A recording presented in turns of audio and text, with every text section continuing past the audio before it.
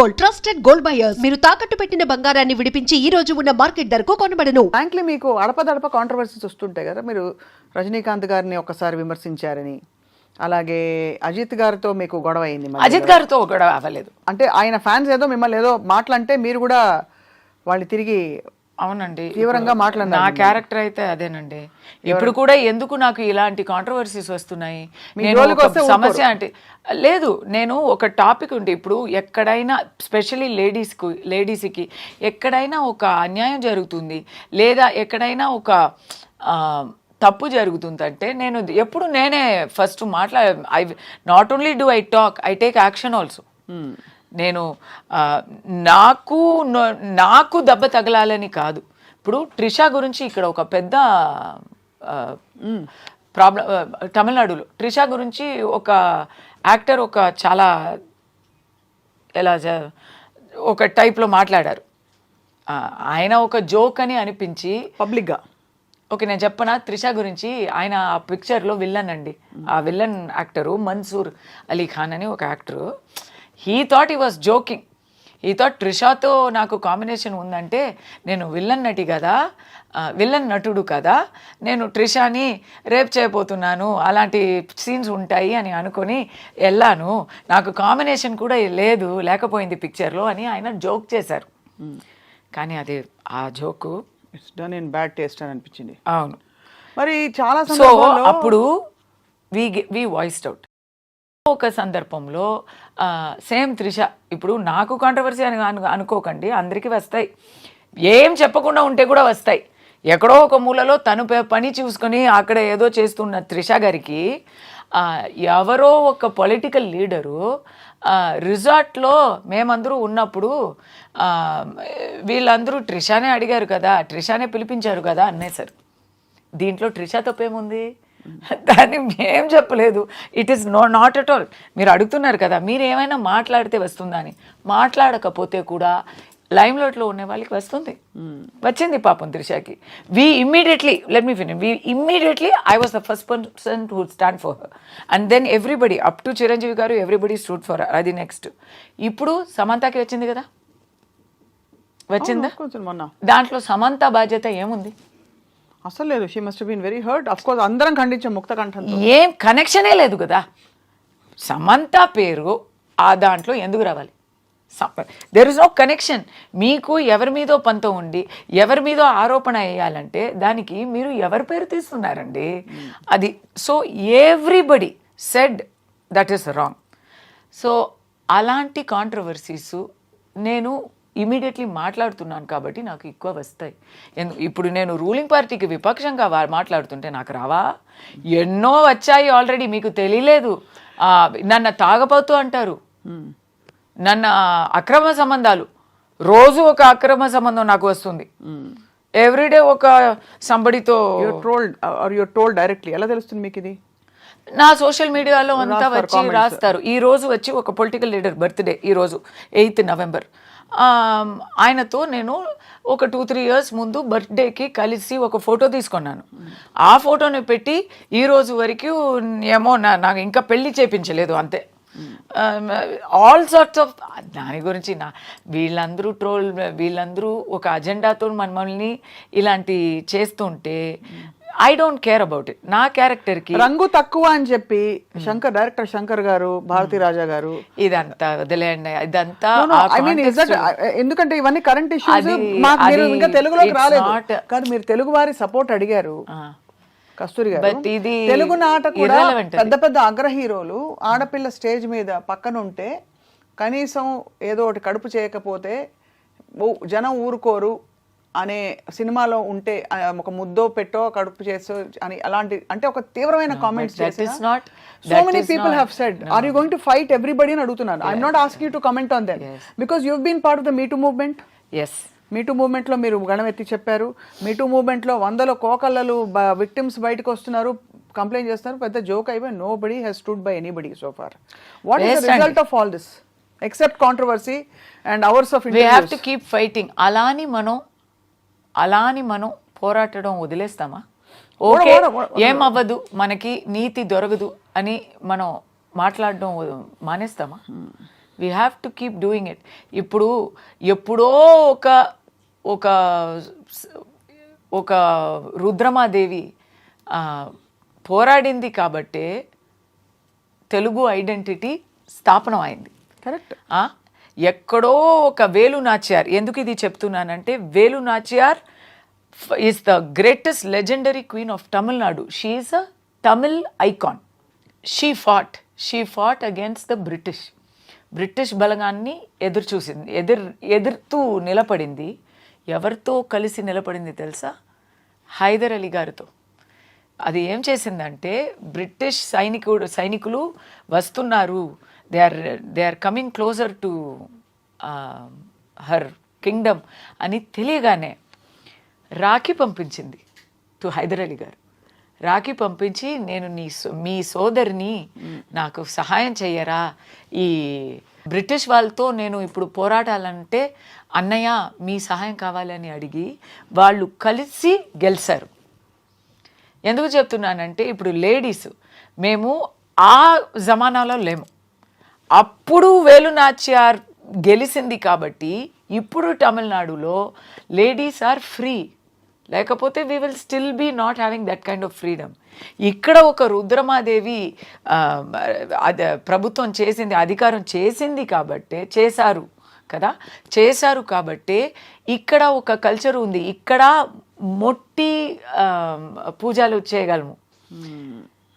It is not there in anywhere else in India where ladies can pray to the garbhagudi. It is only year. So ఎందుకు చెప్తున్నానంటే, ఇలాంటి social reforms ఎక్కడి నుంచి వస్తాయి? We have to keep fighting. ఈరోజు దొరకలేదు నీతి అని చెప్పి మనం ఊరుకుంటే, రేపు వేరే నాకు ఒకటి జరిగితే అందరూ ఊరుకుంటారు కదా. బట్ మీరు నిజంగా వేరే వనితే ఇండస్ట్రీలో సర్వైవ్ అవ్వడం, అప్పుడు పెద్ద పెద్ద తలకాయలతో పెద్దవాళ్లతో నేరుగా ఢీ కొనడం కస్తూరి గారు is not a small thing. And Rajini గారి గురించి నేను అంత పెద్దగా ఏం తప్పు చెప్పలేదు. ఆయన పాలిటిక్స్కి వస్తానని చెప్పినప్పుడు ఈయన ఏంటండి పాలిటిక్స్ అని ఎన్నో రోజులుగా చెప్తున్నారు అని కమెంట్ వేశాను. తర్వాత నేను రజనీ గారు పిలిచి ఆయన కోసం వెళ్ళి మాట్లాడాను. He made me his spokes person. నేను ఇలా వస్తాను అని చెప్పి చాలా నాతో మాట్లాడేవారు. I was a spokes person. కానీ ఏం జరిగింది? రాలేదు ఆయన. నేను చెప్పినట్టే జరిగింది. ఎందుకు చెప్తున్నానంటే, కాంట్రవర్సీ మీరు నయనతార గురించి మాట్లాడారు, శంకర్ గురించి మాట్లాడారు. నేను చెప్పింది అంత నిజమే కదా. అది ఎందుకు మీకు అనిపించట్లేదు? ఇప్పుడు ఎందుకండి అది పోనీ మళ్ళీ కస్తూరి గారు మాకు దొరకరు కదా. పోనీ let pass be pass. But నేను చెప్పిందే అప్పుడు కూడా కరెక్ట్గా వచ్చింది. ఎప్పుడు ఒక విషయం చెప్పనా, అందరికీ నచ్చినట్టు అబద్ధం చెప్పడం చాలా ఈజీ. లేదు, ఏం చెప్పకుండా ఉండడం ఇంకా ఈజీ లేదు. ఇప్పుడు అబద్ధం చెప్పడం కన్నా ఊరుకోవడం ఇంకా దారుణం, ఇంకా బీభత్సం అనేది నా ఆలోచన. బట్ ఎందుకు ఏదో ఒక అరాచకం జరుగుతుంది, ఒక అన్యాయం జరుగుతుంది మా కళ్ళు ముందే అంటే అది చూసినా చూడనట్టు అలా వెళ్ళిపోతే అది అరాచకం జరిగినప్పుడు మాట్లాడాలి. కరెక్ట్ కస్తూరి గారు. బట్ అదర్వైజ్ జనరల్ గా జరిగే విషయాలు, అనేక విషయాలు విచ్ డజంట్ రియలీ ఇంపాక్ట్. అవునండి. ఇప్పుడు డొనాల్డ్ ట్రంప్ గెలిచారు, దానికి కూడా మాట్లాడాను. అది అవసరం లేదు. అలా చూస్తే మాట్లాడమే అవసరం లేదు, ఎవరికి మాట్లాడడం అవసరం లేదు. ఇప్పుడు అందరూ ఇన్స్టాలో ఉన్నాము, ఇన్స్టాలో ఫొటోస్ పెడుతున్నారు, అందరూ పెడుతున్నారు. అవసరమా? ఖచ్చితంగా సమాజానికి, సోషల్ రిఫార్మ్కి అలా we never know where it will become. అదే what will become. But you should voice out. You like to express yourself. కాదు, దాని మాత్రం కాదు. ఇప్పుడు నేను ఈ రోజు ఫోటో పెట్టలేదంటే మర్చిపోతారు కదా. They will ask. We have to be in contact with our people, with our world. మీకు ఇప్పుడు నేను లాస్ట్ 1 వీక్గా ఏం చెప్పలేదు. I also don't do daily photo పెట్టి డైలీ సెల్ఫీ కమెంట్స్ అలా నేను చెప్పలేదు. I never do. But you want to be directly engaged with the people. But I only comment on things that affect me. Something strong ఉంటే నేను cricket గురించి, క్రికెట్లో ఇప్పుడు New Zealand India series అయింది, దాని గురించి నేను కామెంట్ కూడా చేయలేదు. ఎందుకంటే అంత వర్స్ట్గా ఉండింది. So I didn't even feel like typing. so do you have ఎందుకు మాట్లాడుతున్నావు, మాట్లాడక ఊరుకుంటే బెటర్ కాదా అని చెప్తే, మాట్లాడుకుంటే ఇప్పుడు వరకు జరిగిన రిఫార్మ్స్ ఏవి జరిగేవి కాదు.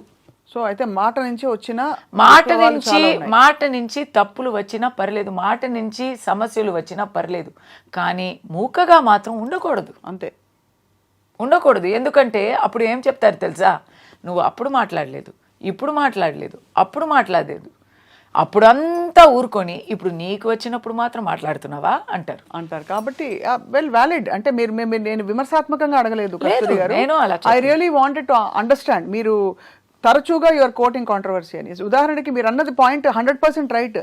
హీరోయిన్ తెల్లతోలుతో ఉండాలి, 16 ఏళ్ళు 18 ఏళ్ళు ఉండాలి. హీరోలు అంకుల్స్ గ్రాండ్ ఫాదర్స్ అయిపోయినా కూడా అది ఇండస్ట్రీ నామ్ ఇండియాలో ముఖ్యంగా. అవును, దానికి భాషలు కాదు, తెలుగు సినిమా, తమిళ సినిమా, హిందీ అందరూ సినిమా అంతే. Everybody it's all like that. So did you have a problem ever where you were judged or one of your interview headlines was too young for Rajinikanth, too old for ఇంకొక హీరో విజయ్ అని చెప్పి.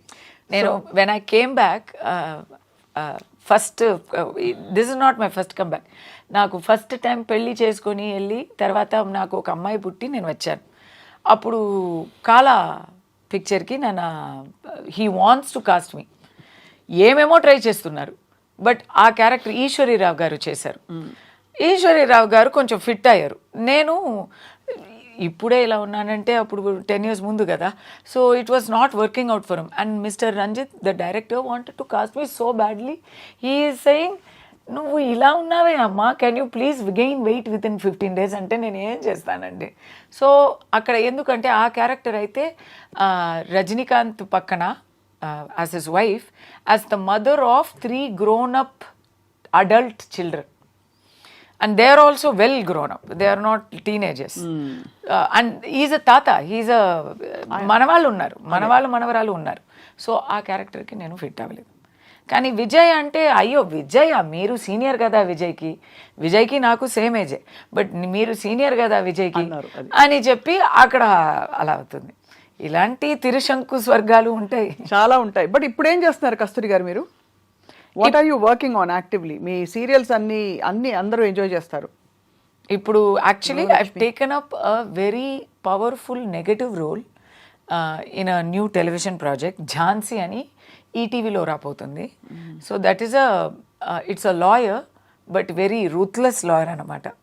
సో నేను అడిగాను, అబ్బా తులసిని ఎలా ఇలా ఒప్పుకుంటారు అని, but that is the challenge. No, Tulasi అంటే ఒక చాలా పొందిగా అయినా, బట్ మీకు 2 కోణాలు ఉన్నాయి. అయ్యో విలన్ ఏం కాదు, విలన్ కాదు, you have the very fiery side in you and also bold is there, but not rude and bad. అది కాదు, అది ఒకటి. Second, I'm doing a movie, దాంట్లో కూడా అలాంటి క్యారెక్టరే, but it's a very movies close to my heart. It's all newcomers. తెలుగులో చేస్తున్నాను, ఇంకా పేరు పెట్టలేదు. షూటింగ్ ఇస్ ఆన్ మండే, ఇంకా 2 daysలో షూటింగ్ స్టార్ట్ అవుతున్నాను. దాంట్లో ఒక పెద్ద ఇండస్ట్రియలిస్టు, హీరో పాపం ఒక చిన్న అబ్బాయి, both of us tug over ఉంటుంది. అది తమిళ్లో ఒక comedy picture, out and out comedy picture చేస్తున్నాను. ఆ పిక్చర్లో డబుల్ రోలు. ఒక రోల్ అయితే కంప్లీట్ గృహలక్ష్మిని, చాలా భక్తి అయిన ఒక మదర్. రెండో క్యారెక్టర్ అయితే complete freak out, party, pub అలాంటి ఒక character. Both are the same person. అది కామెడీ కదా. అదే సో ఈ చాలా ఎలా చెప్పాలి, ఆనవాయితీగా ఉన్న ఆ మదర్ క్యారెక్టరు ఒకప్పుడు ఇలా మారిపోతుంది. So it's a fun film. మరి ఇంత జరుగుతూ మరి పిల్లల్ని మిస్ అవ్వరా, మీ వారిని పిల్లల్ని? అందరూ అమెరికన్స్ అని వినికిడి. అమెరికన్స్ అంటే ఇండియన్స్. యాక్చువల్లీ దిస్ ఇయర్ అన్నీ కొంచెం మారిపోయాయి. టిల్ లాస్ట్ ఇయర్ నేను ఐ వాస్ దేర్ మ్యాక్సిమం, ఇక్కడ కొంచెం అక్కడ ఎక్కువ అని ఉన్నాను. దిస్ ఇయర్ ఎలా అంటే అబ్బాయి కూడా ఇక్కడే, he's going to school here from last academic year. So అదే చెప్పాను కదా, ఒకే అసైన్మెంటు. వాడు ఎప్పుడు తెలుగులో మాట్లాడతాడు అప్పుడు తిరిగి వెళ్దాం అని నిర్ణయం. అంతే. అవును, తెలుగు వచ్చే వరకు నోటితో తెలుగులో మాట్లాడే వరకు వదిలే ప్రసక్తే లేదు. ప్రసక్తే లేదు. అది ఒకటి. ఇంకోటి ఏంటంటే ఇప్పుడు ఐఎమ్ ఆల్సో లాంగ్ ఇయర్స్ అయిపోయింది, మోర్ దెన్ 20 years. సో కొంచెం ఇలాంటి ఫ్లెక్సిబిలిటీ ఉంది, ఉంటేనే బాగుంటుంది. అండ్ మీ career కి మీకు మా అమ్మాయి కూడా ఇప్పుడు షీజ్ ఇన్ కాలేజ్. సో అది హాస్టల్లో ఉంది, అది కంపల్సరీ. అమ్మాయి ఆరోగ్యం పూర్తిగా కుదుటపడిందా కస్తూరి గారు? చెప్తాను. Very moved to yes, because she came from, అంటే ఏం చెప్పాలి, మృత్యుని అలా మొట్టి మళ్ళీ అక్కడి నుంచి లాగేసి తీసుకొచ్చాము. లుకేమియా నుంచి తను. అవును, బాగా అదంతా అయిపోయిందండి. అది మేము మర్చి కూడా పోయాము. The only thing that I make, ఆ స్మరణంగా ఆ మెమరీలో నేను I'm helping some children for their medical expenses. నా అమ్మాయి పేరు మీదనే పెట్టి మను మిషన్ అని ఐఎమ్ డూయింగ్. What was